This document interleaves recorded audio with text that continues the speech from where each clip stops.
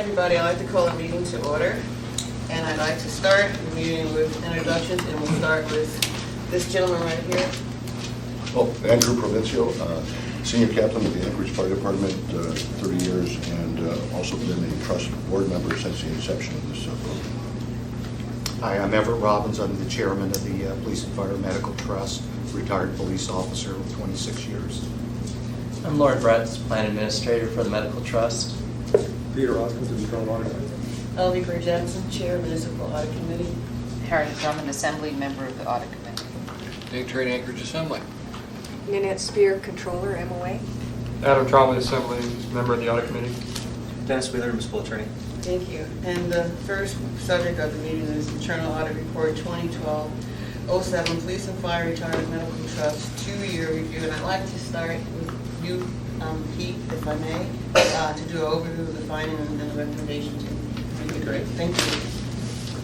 This was our second 2-year review of the medical trust, and overall we found that the trust expenses have been through properly, and did a good job of it. The two findings we had were repeats from the last time we did it, is that we feel that the code needed to be clarified on a couple issues regarding the trust. So recommendations made to the Assembly that they should consider clarifying the code. Anything else? That's it. Great, thank you. Okay, and next, I'd like to turn the meeting over to Everett Robbins to talk about a revision to the code that the board is recommending to the Assembly, and the copy of the board's resolution is here. So Everett, you want to talk about that, please? Madam Chairman, if I could defer to Lauren to kind of give an overview. Absolutely. I'll answer any questions Thank afterwards. you. Well, the board did review the recommendations of the auditor, and overall they felt that it didn't need a clarification, but if it was need clarification, this is what they'd recommend, and it's language that has been reviewed by the Trust Legal Counsel to make sure it complies with the agreement that was established back in 1995 with the founding of the trust.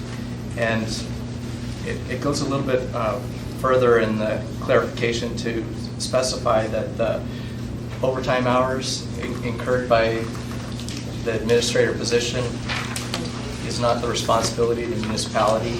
To my knowledge, there isn't been 2 overtime hours in the almost 20 years that the trust has been in existence. And then goes on to clarify that the board has exemptions from Titles 4, 6, and 7. That's already in the code, but the plan administrator is subject to Title 3, the personnel rules. But Title 3 is not supposed to be implemented in a way that would prevent the administrator from fulfilling his duties as administrator to the board. One of the key provisions in Title 3 is that the American, remember a few years ago there was a mandatory furlough, and that was a reduction in hours dictated across the municipality and for the non-rep employees, and the non-rep employees in the retirement system and also in the trust were exempt from that. This makes it clear that reduction in hours would be one of those things that make it difficult for the administrator to fulfill the duties. It would increase expenses for the trust, and so it just makes it clear that the administrator needs to follow the personnel rules, and that's the way it's been operating since the beginning.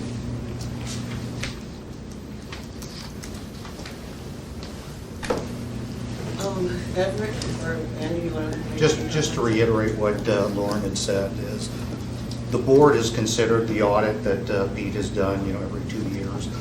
Again, we don't believe that a code change is necessary. We've been operating for almost 20 years. Everything looks good. Even the audit says that the expenses are correct, and we're working efficiently. We haven't had any issues, problems, anything like that. I don't see why after 20 years now we need a code change to make things work better. We just don't believe that. But we did come up with a resolution to address the auditor's concern. If you feel that you need to make those kind of changes, we think this is the vehicle to do it. And I think it would comply with the code, and it kind of, it just pretty much reiterates how we've been operating for the last 20 years. Adam, are you familiar with this trust and what it is?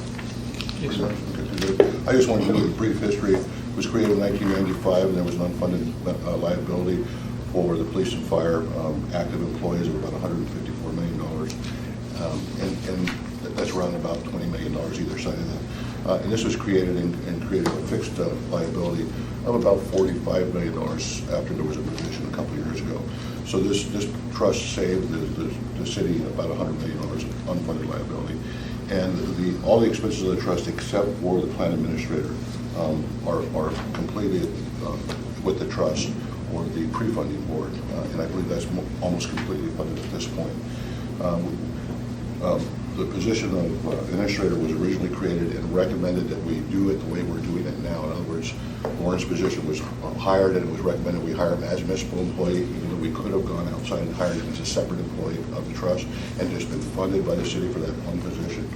But it was recommended that we do it this way, and we have done it this way for almost the last 18, almost 20 years, as it was said. The whole issue seems to have come up because of the 1 week furloughs that happened a couple years ago. That's when this issue came up, and there was a few people that came to the trust and said that we feel your employees should take that time off. But as planned trustees, we have a fiduciary responsibility only to the members of the trust to make sure that we operate and they have provided the service of reimbursement for their medical fees and so forth. And we, as fiduciaries to the trustees only, could not recommend or, that he be taking time off from the agreement that would diminish their benefit level. And that's kind of how this all came about. But we take a really, Everett was one of the people who negotiated the original settlement, and he hasn't been on the trust board since then, but all the members of the trust really take this really seriously. We try to hold the costs down, and we try to do a great job for both the municipality and for our members. And if this will help, we're more than willing to do it. As Pete said, the audit was good, and we've always tried to work hard for the city and have those costs help. So we'd like to work with the assembly and do what needs to be done. I'm Pete. Thank you. No, this wasn't addressed in the audit, but I'm assuming it was probably looked at. As we find with most entitlements, solvency over the long term isn't realistic. We find it with Medicare, Medicaid, all sorts of medical programs. Do you do 20-year projections, 10-year projections? How solvent is this fund? Or can the municipality expect you guys to come to us and say, hey, we're not going to be able to meet this, we need $10 million infusion here because we're not solvent? There's a 5-year audit and review every year that we do. Every 5 years we do an audit, and we evaluate those issues, and we can come back to the city and say, hey, look, here was your basic promise to the employees, or we think there's a shortfall, will you do something? And that's what we have the ability to do, but there isn't any obligation for the city to do anything more. It's just a recommendation of the audit. This is a defined contribution system, not a defined benefit.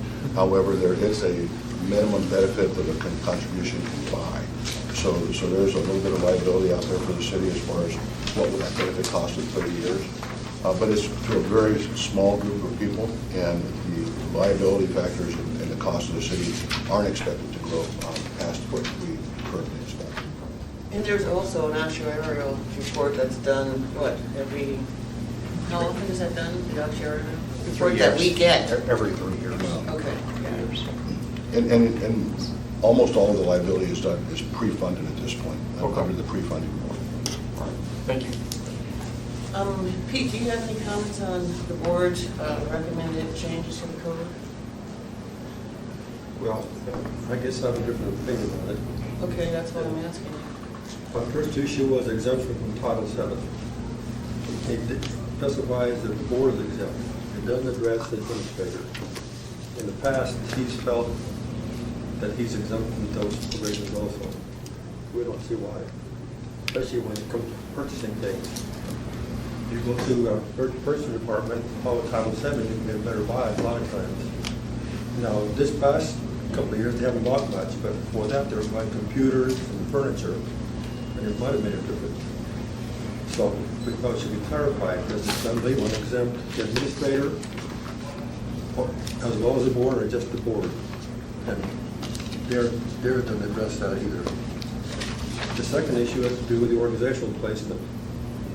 The code says that the city is only liable for that professional generalist. We find that either the Lawrence position is a non-represented employee that follows Title III, or he's not. You can't have it both ways. You can't get the benefits of Title III and then not suffer the restrictions of Title III. And that, in our opinion, has been happening. When the administration says all non-represented employees get a pay raise of this amount, then that should apply to him. He shouldn't get a higher pay raise or a lower pay raise. Or if they say he should take a pay cut, he should, if he's an honored employee, then we feel that he should follow that also. And this was discussed and worked pretty heavily with the legal and the relations last year. And there was a big impasse with it. So since the last year our director left, he kind of dropped off. But I think it needs resolved. Either he's a non-represented employee following all the rules, or he's not. I'm not talking about board. I'm talking about I understand, yeah. Thank you. Whoever's in that Good position. position, right? Yeah. And I think there's some rules from PERS that also kind of lay out who's a, what is an employee that qualifies for PERS benefits. There are rules. Yeah, so I just think it needs to be clarified. And Dennis has issued some legal opinions on it. So maybe he should. Well, we're going to hear from Dennis in a moment. Yeah. That's where we come from. It's been going on around for over 2 years, and it's still not I clarified. know that, yeah. And, I mean, I can understand Everett's position, but I just don't think that's the best position for the city. Everett, I just wanted to comment on the Title VII issue, and this is why the board doesn't feel this is even an issue, or why we need clarification. The board makes the decisions if we go out and buy a computer. We authorize it, we sign the checks, we're exempt from Title VII. We just ask our director to go out and make the purchase. I mean, if we have to tweak it to where I have to go out there and buy the computer, we're exempt. That's why we don't really understand why we need this code change, but we're willing to do the code change. It's just, I don't quite understand Pete's point on that. Got it. In your statement, you said there hasn't been any problems. If there hasn't been any problems, Pete, why do you want to change it? There have been problems over the years. So what, give me specific examples of the exact problems that this On code which change. issue? Because I heard that there haven't been any, but now you say there are. It's not very clear. In our report, we pointed out that there's inconsistencies. In one part time, in the code, it says that the amount is only liable for this amount. And then later on, it says something else. And then the assembly made a change to the code that gave a discount to the health plan, which was a subsidy to what the code didn't allow. So now the police budget has to absorb that subsidy that the assembly gave. So there's been problems throughout the years. And like I said before, when they were buying new computers, they were paying more money. It didn't go through the purchasing department. The purchasing department's got all kind of contracts in place to get the best buy. It has been going on for years. And Anything else, Adam? Okay, thank you. Andy? I would just make the point that all the things that we buy come out of the trust seed money, and it's not municipalities' money that is used to purchase it. It is the trust money that if we go under it, we have to, basically, we'd have to take it from the members, but we don't get any of that money, nor is it ongoing money coming for operations for the city, and there hasn't been since the inception of this plan. It was one-time payment of $2 million to seed the fund, and we've grown that to over $4 million, and we're going to start passing some of those on to the members so that they can get a little bit more for their benefit package. But there is no money coming from the city. It is trust money that buys all our supplies, all our computers, all our furniture, all of it. Postage, we all pay for it by the trust. And it's the board, as he said, it's the board itself that authorizes those purchases. And it spends the money. Warren is just a surrogate of us to do that. And we're very conscious of what we spend, and we get, whenever we spend more than a couple of dollars, like at Costco for some reams of paper or something, we take that into consideration strongly and want to get the best price. It would just be cumbersome for us to take a budget that amounts to less than $10,000 a year and go through Title VII. I mean, and the money's not even the city's money in the first place. I'm sorry, Mr. Chairman. Yeah, so let's assume that this went into effect tomorrow. What would that do to your budget? Would that increase it? Would it decrease it? What would change for you? What would be the dramatic changes for you if this passed? This would allow us to continue business as we've been operating since '95. Mm-hmm. Well, if the ordinance, and I'm saying if we made a change in the code, that wouldn't affect the way you do business? Other than what the board has recommended? Mm-hmm. If you were to require us to be, the board to be subject to Title VII, well, that'd be going back, that would be increasing the workload for the plan administrator. Not just going through the municipal purchasing system. You know, some items are more expensive there than you can get elsewhere.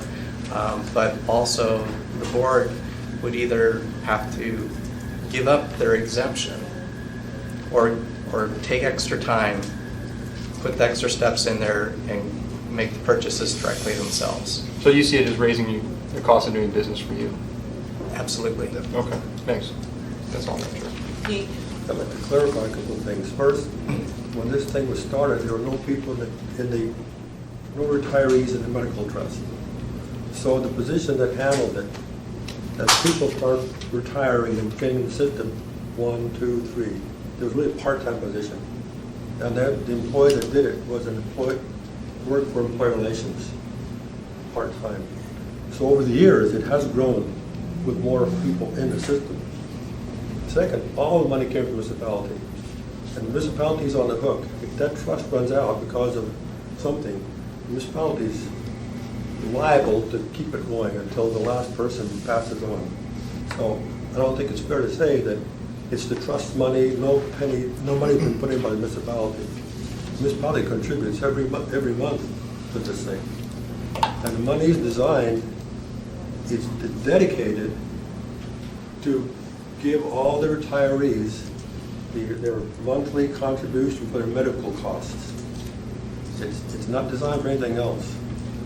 Okay. So, and that's why the code states that in addition to this money that's being given to fund the medical costs of the participants, they'll also provide one administrative position to handle it.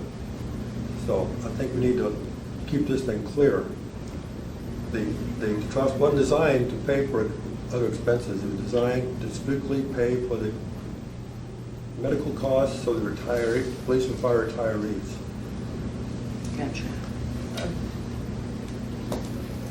Lauren, sorry.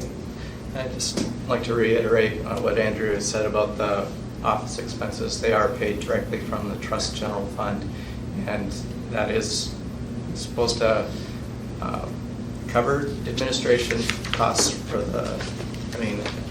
office expense, extra staffing, whatever the trust needs to keep operating above and beyond the administrator position. That money, one-time money, is supposed to last the life of the trust. It's written down in the assembly memorandums. and that's the way has to be. There's mayor appointees on the board that have been overseeing the trust also since inception. Make sure things are going right, and of course you have the assembly or the auditor's oversight. Okay, Dennis, I'd like to hear from you on this issue at this point. In particular, the board's recommended ordinance change. Thank you. The first question out of the box is whether or not this position would be required to comply with Title I Ethics Code. It's not addressed in the amendments here. Number two, the last sentence on page 2, where it says that while required to comply with Title III, it cannot do so in a manner that impedes, interferes, or impacts the employee's ability to perform the duties. That, I think, needs a lot of thought and contemplation as to how that would work. As Mr. Betts indicated, it would mean that he would not be subject, that position would not be subject to furlough. But as Pete pointed out, it's the benefit of any increases, apparently. So I think there's some problems that need to be thought about, walk through some scenarios and see how that would play out. My thought is that this position should be completely separate from the municipality. Because I don't, as an attorney, don't like the idea that you have a position that the municipality has little to no control over, either through code or direct supervision, but has all the liability associated with that position. That's not a good place to be from a legal perspective on behalf of the municipality. As Pete indicated, this position was originally intended to be a kickoff position to get the program running. I think the original funding was something in the order of $13,000, and now we've got a fully funded position. And with that comes all of the obligations that, in terms of benefits and how they manage, supervise, hire, fire, and so forth. And if we're going to continue that relationship, it's either all in or all out from my perspective. Yeah, both Dick and I were around when this was established, and we remember who the person was that had the position. I'd like to hear from members of the audit committee if anybody has any comments on this. Could I just take a moment of privilege and ask the ER director to see if she has any concerns? Please do. Thank you. Hello. Hello. Could you, from your perspective, kind of give us an overview of where Pete gave a pretty good general overview, but specifically, what are the concerns at ER where we're at right now?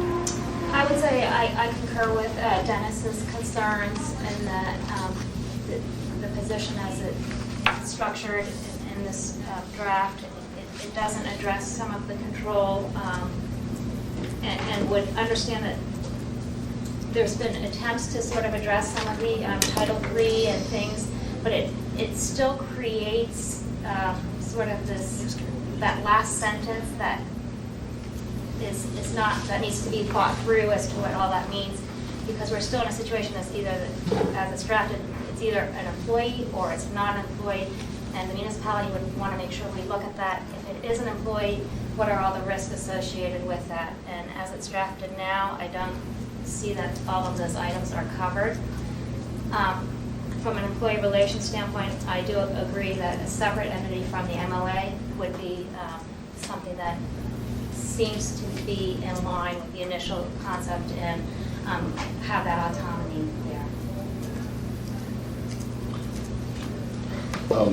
My thought with Dennis's concern about the municipal employee, I actually don't see where that liability changes. If the city was funding this position and it was a municipal board, which it is, and it was funding this position and there was something wrong that happened, I think the same liability exists either way.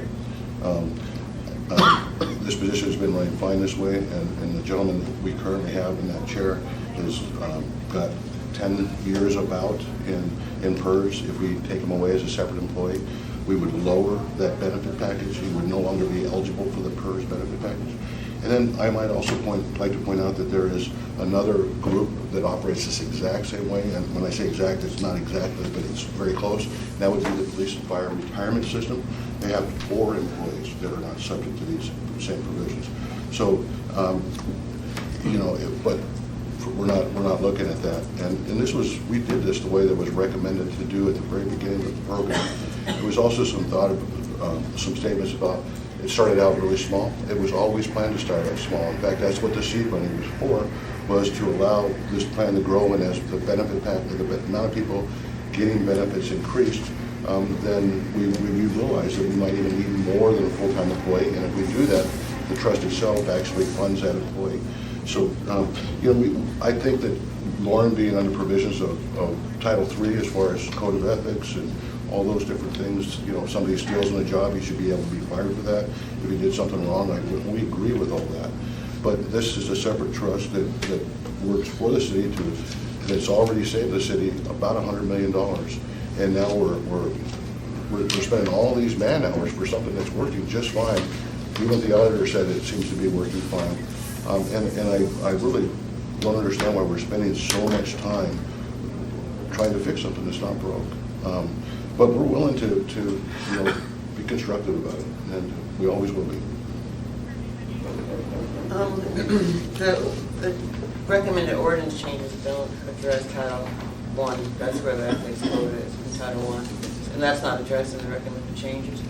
And just one other comment that I want to make. Lauren's been, he happens to have the position right now, been in the position for 10 years through PERS, so he's already vested. Yeah. Okay. Right, but I'm not sure. I think that type of Lauren's position would require 30 years before he could retire. So I don't think so. No, It's really not at all. Right. So my point is, and I'm not offering an opinion one way or the other, but I'm just offering, some information that I know and understand. My point is that he's already vested. If he was no longer a municipal employee, he would not lose the vested privileges. He would maintain those vested privileges. And if it did happen that way, the board could possibly, and I'm not, I'm just talking right now, and if it did happen that, Lauren was totally taken from a municipality, the board can offer him another retirement package through some other system that he still has his PERS, is the point that I'm trying to make. Danielle, let me let you go first, and then Adam. No, I don't have anything. Oh, okay. One of the things I just would like to add is that from the employee relations side, we do interact with the Police and Fire Medical Trust. And it's not about people, it's just sort of about the functions and the roles. And so when I talk about the functions and the roles, one of the things that, the way I kind of understand this program to work is the plan administrator is, this function or role is to have pure administration. It handles all of the administration. And employee relations, what we would be doing is there are several members that may participate or elect to have active health coverage. Our job would be in employee relations to say, yep, Joe Smith, you want active coverage. We will enroll you in the active coverage. So our role would be in employee relations to say yes and put you in that plan. Currently, employee relations spends a significant amount of time reconciling the dollars that come in from the trust to make sure we have full dollar amounts. We have gone back to the position or to Lauren to say we're missing some funding, incorrect dollars were submitted. So there's some other accounting functions that we currently do. So there have been some operational items that have been identified and addressed over the last course of the year and a half that I'm aware of, where we hadn't been receiving the full funds that had been expected. In my opinion, again, this is my opinion, the plan administrator would be looking at those before coming to employee relations. So when we got that, we would be getting complete information. So there is some administrative things that I think we should address and kind of clean up. Additionally, when there was the position that was reporting into employee relations, signing time cards and looking at time, there were some FLSA items that came up that we have corrected, but I do want to just highlight there is a risk there because we look at time cards seriously for FLSA, And if we, as an employee, we have to be concerned about that. And with the way it's structured, there's sort of this is where that liability rises, because we don't know if that same assessment on FLSA hours worked, if that's getting applied consistently. So that's just my last comment there. Okay, I have one comment, wait a second, George. So are you recouping your costs through IGCs? No. Okay, thank you. George? So if, let's just play two scenarios out. If this person is not an employee of the municipality, is this person required to follow policies and procedures? And the reason I say that is that an awful lot of the things that the trust may do does affect the municipality. I'm not talking about just the financial aspect of it. Let's just talk about procurement. So we go out on our own as the trust, and we procure computers, and we basically acquire software programs, whatever that is. That has an impact on the municipality, because can we support it from the standpoint of, do we have the capacity for that particular program in our system? Does it mesh? Does it cause a conflict with our IT system? That's just one example, because in the P&Ps, it clearly defines the acquisition of any type of IT equipment to include software, separate from Title VII. So then I kind of go back and look at, okay, so what about some of the other things? Well, we have a standard policy out there as to how to use a P card, and that is done to protect the municipality, quite frankly, and to protect the taxpayer. And so would this person be required to adhere to P card policy? And I can go through every one of those policies, and I'll bet you that 50% of those have bearing where if he's going to be an employee of the municipality, he needs to comply. If he's not an employee of the municipality, then what happens then? Because we still have an impact on the municipality. So I think you really have to take a look at all of these things, you know, when we make a decision. You're either all in or you're all out. If you're all out, what does that really mean? And what can he or what can he not do? So that's a concern. It's a really good concern, George. Thank you. Lauren? Well, like the retirement system, the trust is part of the municipal finances. It is on the consolidated accounting financial statements, and so it's still going to be part of the municipality no matter whether you say this all in or all out. And there's other rules that have to be complied with, computer access, and that was all supposed to be part of the original agreement as support issues. The audit indicates that the payments between the municipality and the trust for health insurance have been just fine. There has been, the bills are paid as they come in. Whatever employee relations bills the trust, and it's paid accordingly. Sometimes there will be reasons for having to go back and get more funds because somebody enrolls later than the time that the billing was put out. So yeah, employee relations will bill for that in the succeeding month. The pre-funding trust, they've gotten much better over the years on getting the money from their trust into the medical portion, but over the past year, we've had some issues with that too. But it's working. I have a question. What services as a municipality are you using? For example, do you use PeopleSoft? No, I don't use PeopleSoft, but we have municipal computers, and we use the internet for them. I report the trust finances to the controller, James Anderson, on a monthly basis so that he can record it in the database, and it's on the record of the municipality. They were part of the network. Right, I figured that. I just wanted to hear it. Yeah. We have some software programs and databases that are housed by the municipality, and backed up and supported, and that is also part of the agreement. Okay, any comments? I just have one more question. In regards to what Mr. Michaelis was saying about P card usage, stuff like that, do you have your own set of standards, rules, regulations in which you are supposed to comply by? Are those written down, such as the municipality has to protect the trust?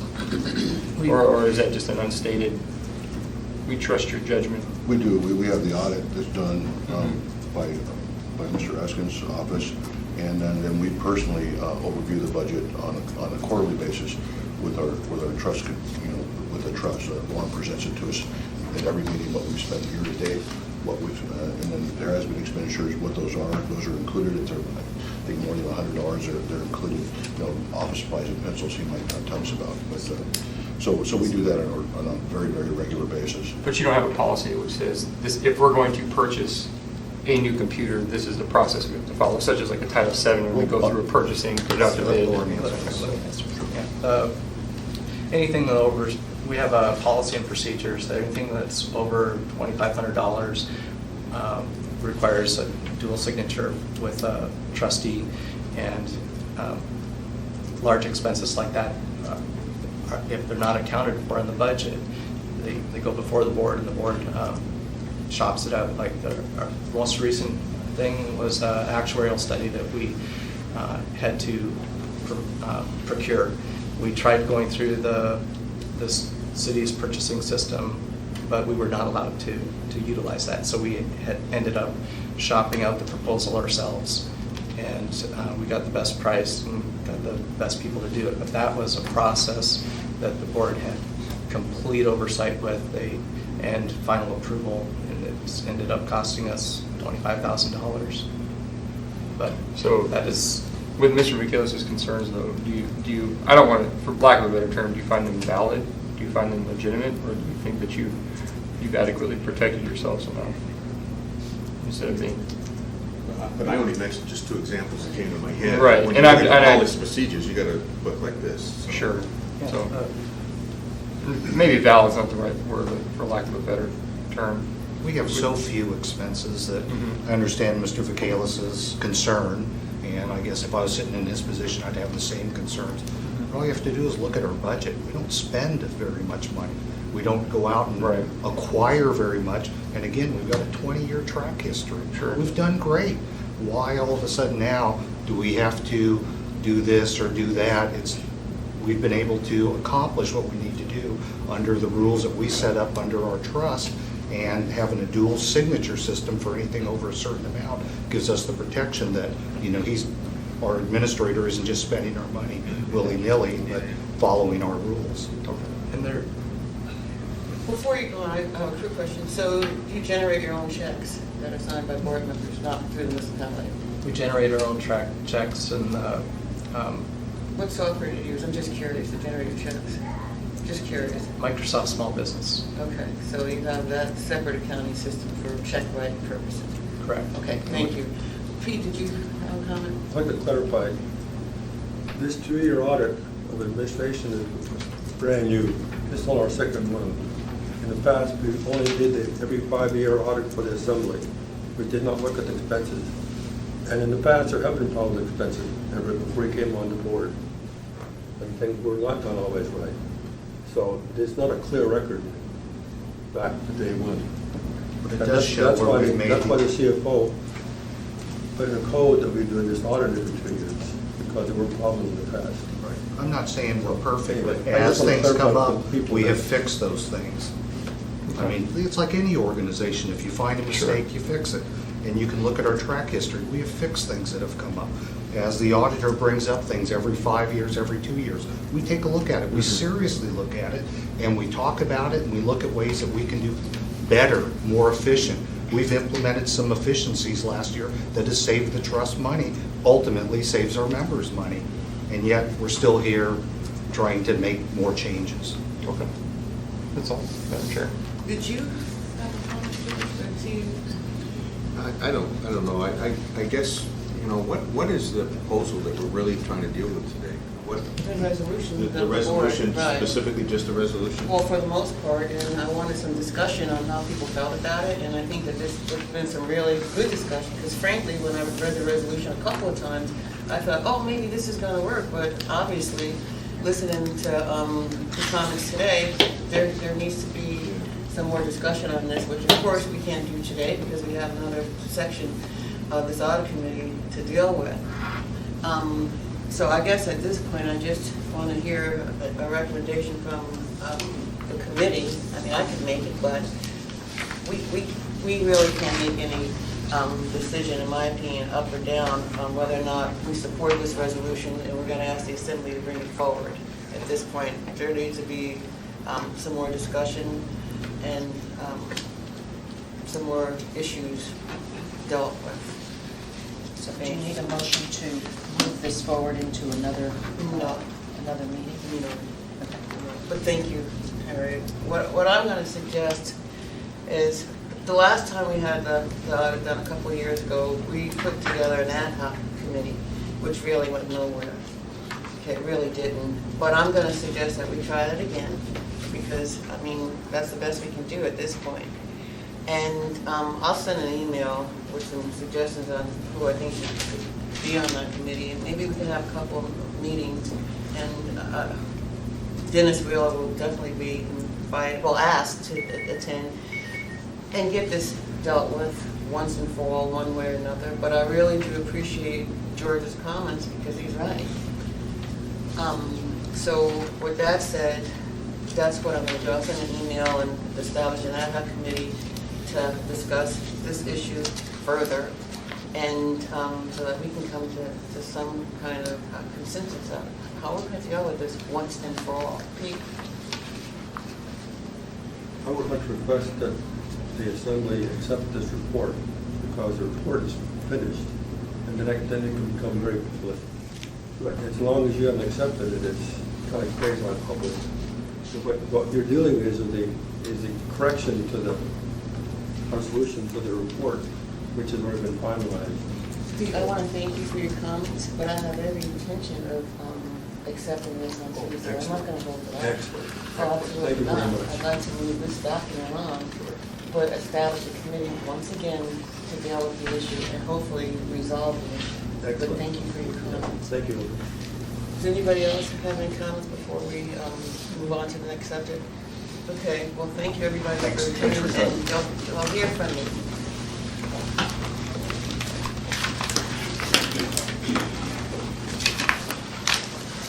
Okay, Marty?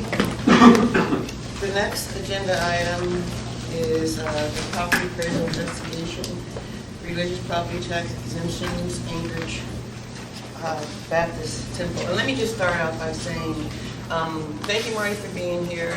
And the reason why I asked you to do this presentation is because the Assembly knew the investigation was going on, but I thought that it was pretty inappropriate that the Daily News, revealed the results of the investigation with the Assembly or the administration, not that I know of, not even having any idea that it's going to happen. And as we all know, sometimes the newspaper makes an accuracy. So I thought it would be a good idea at this particular committee for you to tell us about the investigation and to address some of the questions that our constituents had. I sent you that list ahead of time. Thank you. Thank you. I'm primarily here to answer questions. I'll offer you a few comments at the outset to sort of set the context of what we've done and where we are with it. As the municipal assessor, the state statute, municipal code give me the legal responsibility and authority to make decisions about what property is taxable and what property is exempt. I exist within the finance department. I'm a division head within the finance department. The CFO, who's the head of the finance department, has worked closely with me through this entire matter since it became to our knowledge through the investigation and into the conclusion. So the administration has been informed and aware and involved from the beginning. And that's normal. We don't normally give a report to the Assembly with regard to these decisions about taxability or the conclusion of an investigation. But the information I provided A lot of my work product is public information, so it's available to anybody on request. Certainly don't intend to withhold anything from assembly members or the public. While an investigation like this is in progress, it isn't appropriate to release any of that information. And once we get to a decision, though, the records and the basis for the decision are part of the public record. So we'll make that available to anybody that asks for it, especially the assembly members. Most of these issues related to taxation are founded in state law. They're in statute, not in municipal code. This organization, of course, we have a long history of involvement with them. Within the community, they own the most houses of any organization. They're not the only one that owns a lot of houses, but they own the most, and that has been a point of contention for a long time as to what it is. And it resulted in a state change to the state statute related to the houses owned by a church, occupied by a minister or an educator in a parochial school. So we've been working through that. In the history here is how that goes on. This case was also complicated by a divorce proceeding and by a sealed court record. So part of what made us aware of something going on within the organization that didn't seem to be consistent with our administration of exemptions came directly from that divorce proceeding, and the record was immediately sealed. And of course, both sides have been represented by counsel, both the parties in the divorce, the municipality, and the church organization itself. So that caused this whole investigation to take quite a bit of time in order to get the facts established, review all the correct information, and come to a conclusion. So some people have been concerned about how long it took between when we became aware of the situation and when we came to the conclusion. That's the answer as to why. Two things are really important in these determinations of taxability. One is ownership and the other is use. And when we talk about use, it isn't in the common parlance of use, but it gets to be more of a technical legal definition of what use is. And the statute requires exclusive use for the religious purpose. It's in the statute. So really that drives the determination here as we move forward on these two houses. It is apparent now after review of all the records that they have not been exclusively used by the church. That's my determination. That's the decision we arrived at. That they are used for the benefit of the individual who occupies the house, and that individual has accumulated an equity interest in these two houses. Our review of all the records indicates that there's only these two houses that we consider that's true. Now, when we did the investigation, we had cooperative participation on the part of the church. Normally, when we do an investigation into tax-exempt status, mostly what we're requesting is access to financial records. That would typically be the scope of our investigation. We want to look at their accounting records, and we want to look at the public records with regard to deeds recorded and another part of the statute. And the whole foundation for real property taxation is owner of record, and generally that means recorded title with the state. And for all these houses, including the two we've made this decision on, the recorded title is still in the name of the church organization. But it's something convinced the divorce court that one of these houses was property which was appropriate to be divided between the two parties in the divorce. I don't know all of that information because of the sealed records, but it's persuasive to me that there's something else there. When we first began the investigation, the church allowed us access to the financial records, which we've had for a long time. We've had this ongoing relationship, so they haven't hidden things from us with regard to that. And of course, we can see the public record, the recorded title, deeds of trust, and so forth. And that's what we generally use on any property that's subject to an exemption. But it became immediately obvious that we needed more information than just that. So now we're going into personnel records, which are things that we don't normally have access to.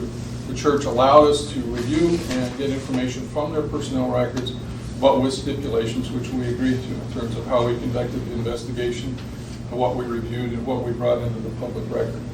So we didn't, it's obvious that part of what's going on here is related to compensation, related to employment, or something like that. At the early part of the investigation, the church provided to us an installment sale contract to one of the ministers, which was quite old. So title had not changed. The recorded title had not changed and still has not to this day changed into that individual's name. But through this installment sale agreement, he'd been accumulating equity from the property and had an enforceable contract between him and the church. So that caused us to conclude that that single property should have been subject to taxation all along. And then we looked for that in other employment agreements and relationships between the various ministers and teachers of the church. That's what we investigated in the records. We didn't find that for anyone else. No current installment sale contracts. So there was only two that we made a decision to, that they should be taxable. Then the question was, what about penalties and interest and how far back in time do we go? We operate under a statute of limitations that gives us the prior 6 years. So from the date we begin an investigation, which in our determination was early in January of this year, backward. Now there are no penalties and interest that occur on this type of discovery and determination to remove the exemption because the taxpayer has never been given notice of value and never been billed for this property. So there was no billed tax that is delinquent until we issue the bill. So in mid-July, basically, we made our final determination, made the property owner aware of the basis for that determination. We issued notice of value. We created a supplemental tax roll because it's after the time we had certified the original tax roll. And we billed the tax. And so all those things have happened up to this point in time. No contest has been filed, which would, the appropriate venue with that would be the state court, where the property owner would come forward, which is the church owner of record, to say that it would be inappropriate and that they contest that we have made this determination. So that has not yet been filed as of this date.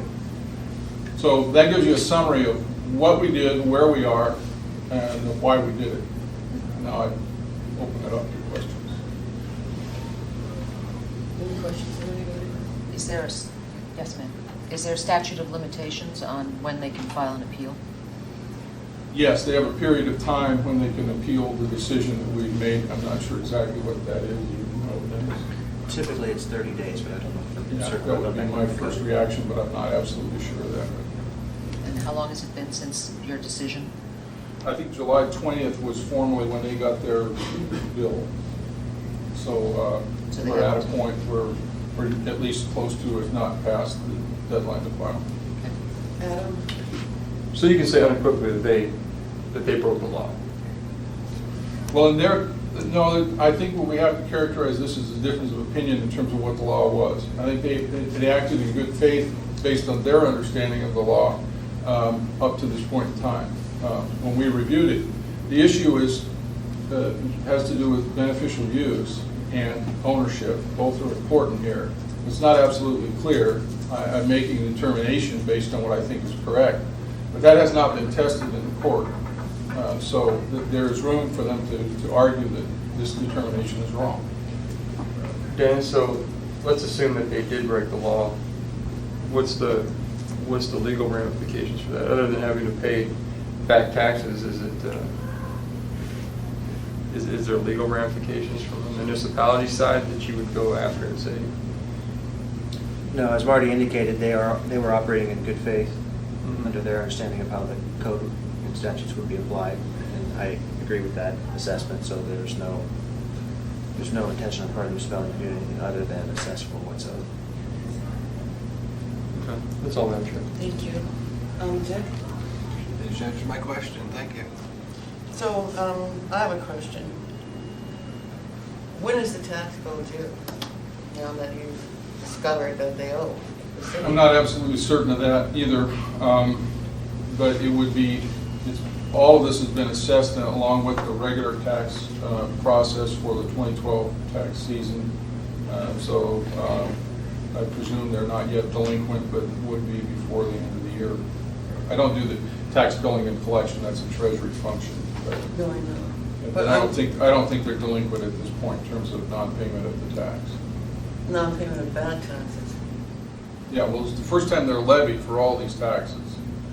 We regard this as escape property. It's something like if we found a building on a lot that we didn't know existed, we would operate exactly the same way and do. So we would say, okay, that should have been on the tax roll, and then we would go back the prior 6 years, bill them for that, give them an opportunity to pay that bill before we would incur any penalties or interest associated with non-payment of the tax.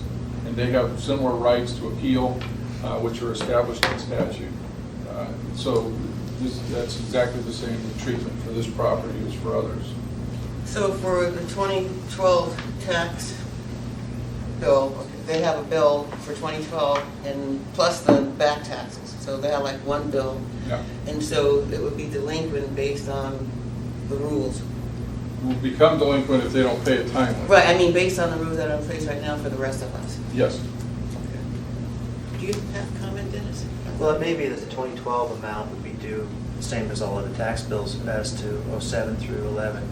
I'd have to check with my assistant attorney, Pam Weiss, as to whether or not Treasurer set a due date that's different for Okay. those amounts. And it may be a 30-day window or 45 so that the appeal time runs, and then, so Right, I'll have to ask her. for that, because I was curious on the back. I'll find out.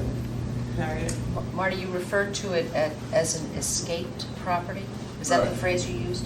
Right. Is it like, as if it has escaped your, My notice. your observation? Yeah, and it's a term of art, and so it's, actually, there's some statute associated with that type of property. But, we create a tax roll based on what we know. If we miss something, then it's appropriate for us to go back and pick it up. If it existed in prior years or was taxable in prior years, we should notice the property owner and bill them for the tax. The limitation is the 6 years statute of limitations, so we don't have an open-ended thing of going back 20 or 30 years on somebody because we missed a building or a lot or something. But it's the same set of laws, it's the same set of rules on this determination of taxability as it is on as if we missed a building or a lot. To continue, and going forward, do these two properties now remain on the tax rolls, and you expect that they will be billed for taxes next year? Yes. Unless they demonstrate They would that- have to come forward. The property owner has the responsibility to make a case, prove if they're making an application for exemption. So they could come forward with something and try to convince us that it was appropriately exempt. But we've had a lot of discussion with them up to this point, and we have a determination to do today. But one of those properties was divided in the divorce proceedings by the court, wasn't it? Well, that's how the it value was of the happened. property was divided, is my understanding, not the property itself. And so, this organization, every year, we exchange information. They're pretty open with us of telling us, these are the properties we own, these are the people that occupy the properties, this is their function within our organization. So we're monitoring annually how it's used and who occupies it and what it is. So if we have an issue with that, and we bring it back to them, usually before the tax roll is created, and say, I don't think this piece of property currently falls under the exemption. We have an exchange of information, and we have taken some houses and made them taxable, and we've taken some houses that they acquired and made them exempt. So it changes every year. But we have an open line of communication with the organization. They're providing us information every year. Adam? If they're very open with you, then how is it that these two properties escaped for the last 10 years? Well, in their opinion, because the title is held by the church and the house is occupied by a minister, they were in compliance with the statute. Right, but didn't you review that? You just said that you had an open. Yes, because what we had used every time was recorded title as the determinative factor as to what it is, and then the information they provide us about the function of the individual employee, both of which up till now had complied. So there was another piece of information which we were not aware of, and frankly they didn't think was relevant to us about this installment sale agreement and its existence. Probably in their opinion, once the installment sale agreement got to a point where they recorded title in the name of the individual, that's when the tax status should change. I don't agree with that right now. And I don't think it's right that if, for instance, a house is completely paid for under an agreement like this, that they just hold it then for a long period of time. It's still in the name of the church, and then they don't record title. That would seem to me to be evading tax and not be appropriate. But we did see for these agreements were all the other employees, and we interviewed the employees. So we believe that they don't exist for the other employees, only for the one or these two houses that we're talking about right now.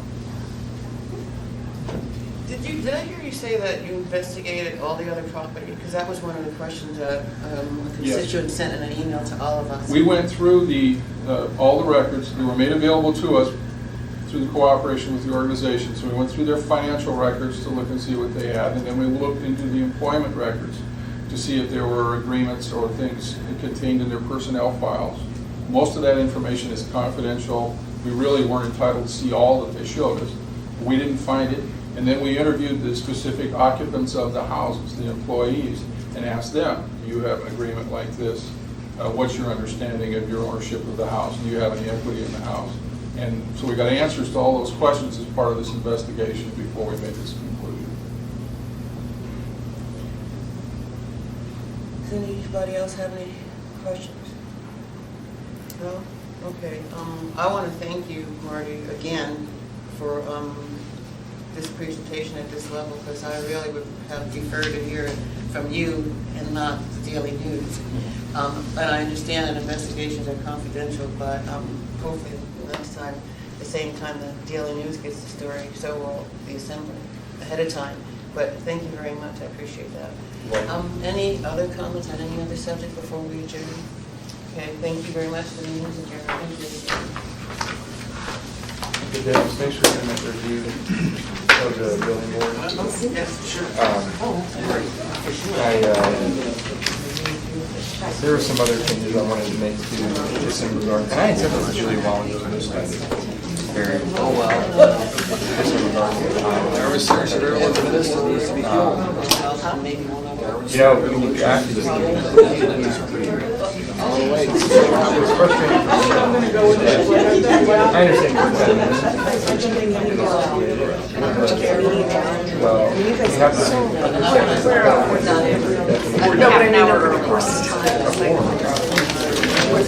Sometimes we're never bored.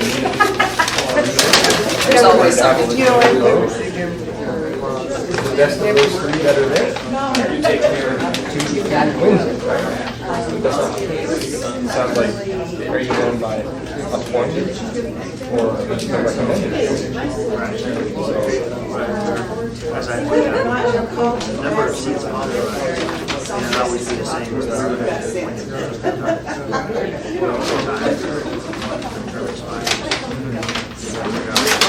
the math. You gotta have seven, you gotta be Marty. That way, whatever the decision is, you don't get away easy. Sorry. Supposed to have seven and six. So anyway, You know, is that gonna happen in these cases?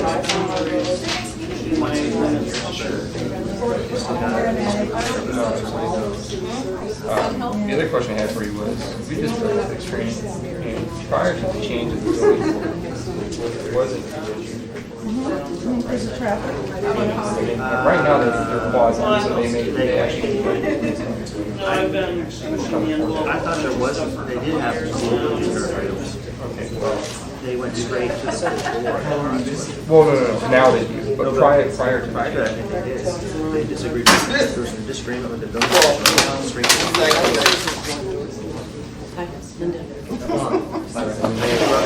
Well, yeah, but they, and then, well, see, in this situation, the way I see it now is that they make a decision, members of the free panel or the full panel make a decision, they can basically override the building.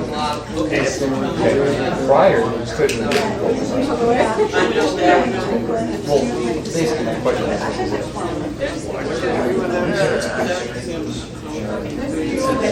members of the assembly can not go for point forward. Testify on behalf of something by ordinance. I want to be able to do that. That's not right. You cannot appear before a board representing an individual or entity. Okay, so, if you have a piece of legislation, that's fair game. That's a legislative process, not an adjudication process. Okay. If you wanted to represent a client who had a conditional use permit going before a client, so you could go and I represent Joe Smith. Oh, that makes sense. That's a different problem. Now, the question I have. No, I know. You may not represent that person, but why couldn't you go and say, look, I'm assembly member so-and-so, I represent this area, I think this is a pretty good project. I don't represent this guy, I'm not here to represent this interest, I just think this is a good that I'm not sure whether that's we have three categories. You got legislation, that's fair game. You got specifically representing a person on the application or notification, no. You have this other where you might want to see generally without actually representing the person. Okay. That makes sense. All right, yeah, we were talking about planning and zoning issues, for example. If I'm at a community council meeting, part of my job is to go to the council. Well, I'm a member of scenic Foothills Community Council, so technically I can go to the council. If something comes up for a rezone or for a liquor license, the body, the community council has to vote on So I've already. Yeah, Julia says you can't. I know you disagree. We disagree sometimes, not sometimes. Yeah. But not that that's coming up, I just wanted to make sure that if I can ask you. On a piece of legislation, like your ordinance, absolutely. Okay. All right, well, thanks then.